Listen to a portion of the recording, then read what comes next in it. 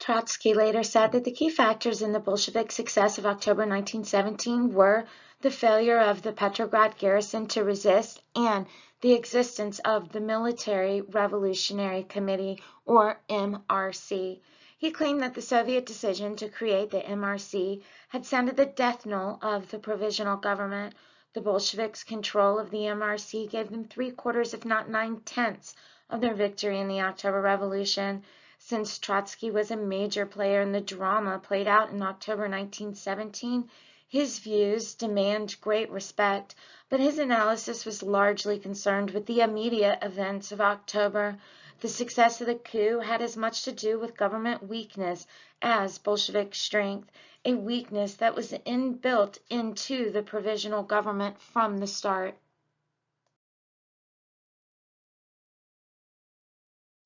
The failure of the Provisional Government to rally effective military support in its hour of need followed from its political failure over the previous 8 months.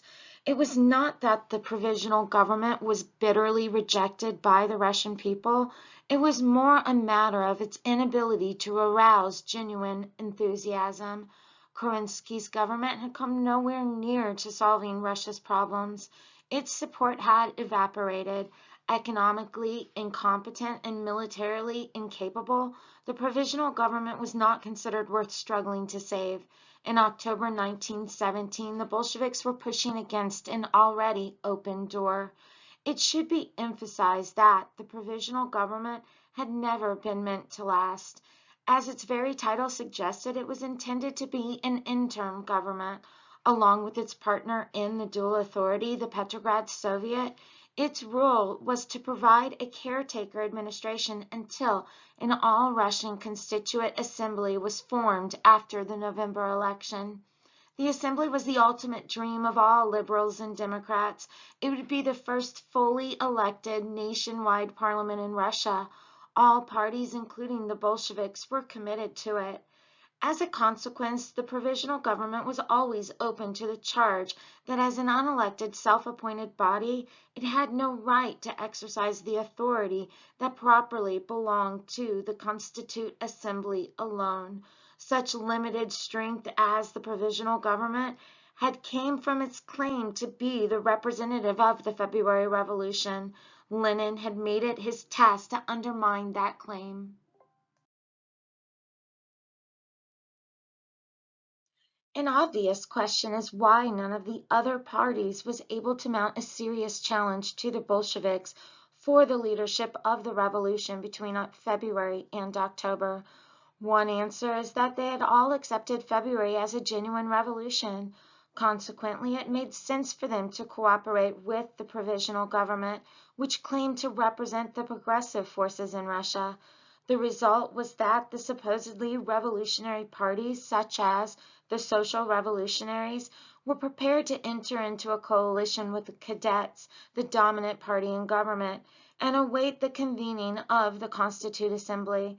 This gave the Bolsheviks a powerful propaganda weapon, which Lenin exploited.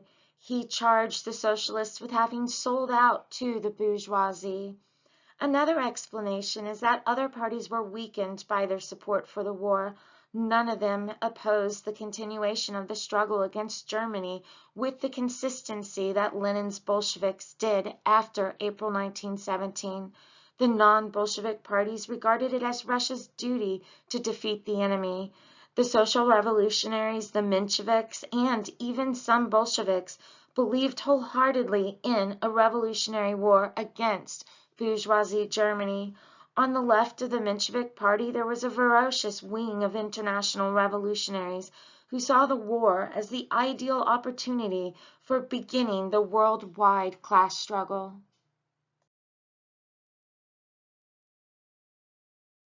As committed Marxists, the Mensheviks had good reason for cooperating with the Provisional Government rather than opposing it. They saw the February Revolution as marking a critical stage in the class war, when the bourgeoisie had overthrown the old feudal forces represented by the Tsar. This stage, as Karl Marx had argued, was the necessary prelude to the revolution of the proletariat. However, the Mensheviks judged that since Russia did not yet possess a proletariat large enough To be a truly revolutionary force, it was their immediate task to align themselves with other parties and work for the consolidation of the bourgeoisie revolution. When this had been achieved, the Mensheviks could then turn to the ultimate objective of a proletarian rising. One of the interesting paradoxes of the Russian Revolution is that in strictly theoretical terms, the Mensheviks were always more consistent in their Marxism than were Lenin and his Bolsheviks.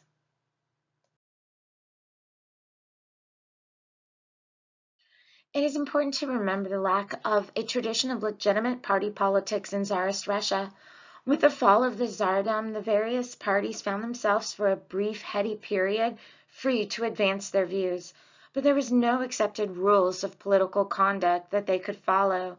The arts of negotiation and compromise, which had developed in more advanced political systems elsewhere, were unknown in Russia. In their absence, politics was reduced to a simple question of who could gain power and then assert it over others. Lenin expressed it in its simple formulation, who, whom. What he was asking was who held power and over whom was it exercised. Democracy did not enter into it. Power would go to the most flexible and the most ruthless party. The Bolsheviks under Lenin perfectly fitted this requirement. They were prepared to adjust to circumstance if the occasion demanded. Their land policy was evidence of this, but they never lost sight of their basic goal, the seizure of power. An irony of the pre-October situation was that both the Provisional Government and the Bolsheviks overestimated each other's power, each delaying their moves against the other for fear of overplaying their hand. Historians have often wondered why the Provisional Government did not make a more sustained effort to destroy the Bolsheviks. It is true that some arrests were made, but the government's efforts at suppression were half-hearted. One reason, odd though it seems in retrospect, is that Kerensky's government was more frightened of an attack from the right than from the left. Fear of a Tsarist reaction occupied most of the government in early 1917. Also, the Bolsheviks were not militarily strong. For their part, the Bolsheviks similarly miscounted the strength and determination of the Provisional Government. An irony of the pre-October situation was that both the Provisional Government and the Bolsheviks overestimated each other's power, each delaying their moves against the other for fear of overplaying their hand. Historians have often wondered why the Provisional Government did not make a more sustained effort to destroy the Bolsheviks politically. It is true that some arrests were made, but the government's efforts at suppression were half-hearted. One reason, odd enough though it seems in retrospect, is that Kerensky's government was more frightened of an attack from the right than from the left. Fear of a Tsarist reaction against the revolution preoccupied the thoughts of many in government. For much of 1917, Kornilov was regarded as a bigger threat than Lenin. This was not entirely unrealistic. The Bolsheviks were not militarily strong. For their part, the Bolsheviks similarly miscalculated the strength and determination of the Provisional Government. Lenin expected to be summarily shot. Fuck this shit, I'm tired.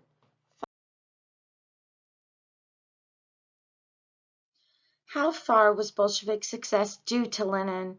It says much for Lenin's forcefulness as a leader that despite his frequent absences from Petrograd between February and October, he continued to dominate the actions of the Bolshevik Party.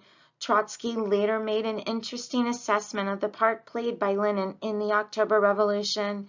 He said, had I not been present in 1917 in St. Petersburg, the October Revolution would still have taken place, on the condition that Lenin was present and in command.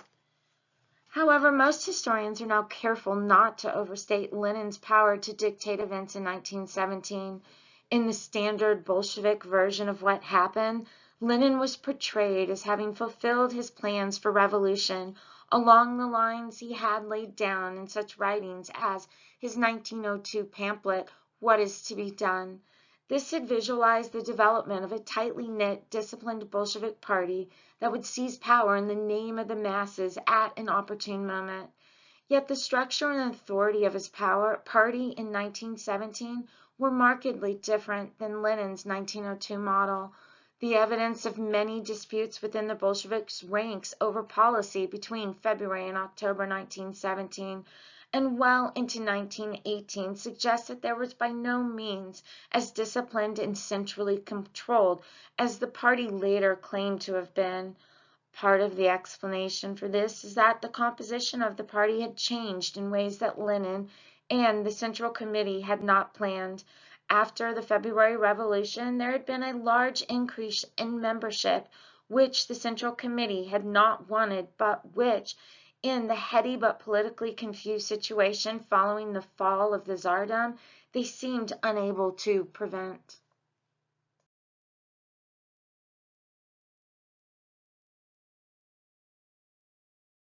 Modern commentators view this influx of party members as an aspect of the general radicalization of Russian politics that occurred as the Provisional Government got into increasing difficulties. What had helped to prepare the ground for the successful Bolshevik coup in October was the growth in the Petrograd factories of worker committees that, while not necessarily pro-Bolshevik, were certainly not pro-government.